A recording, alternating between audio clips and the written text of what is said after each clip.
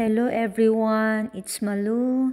Eto, tayo magluluto ng ginataan kalabasa. Yan yung mga sangkap. Kunting mantika at lutuin ko na yung hipon. Takpan hanggang sa maluto. Ito na ang hipon, hahanguin na natin. Di ko muna at ipapatong ko mamaya. Lagyan na natin ng mantika.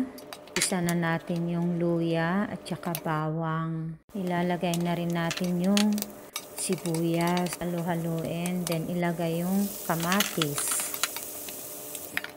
Ilalagay na natin yung chili paste. At halo-haluin. Ilalagay na natin yung kalabasa, ampalaya at saka talong. Dapat may sitaw at saka okra pero wala ako. Yan, lagay na natin yung gata. Takpan ko muna para umalsa. Ilagay na natin yung patis, tsaka asin. Grabe, punong-puno.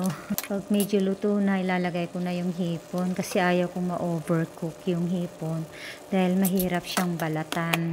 Takpan hanggang sa maluto. Grabe, punong-puno. Dahan-dahan ko siyang haluin kasi matatapon.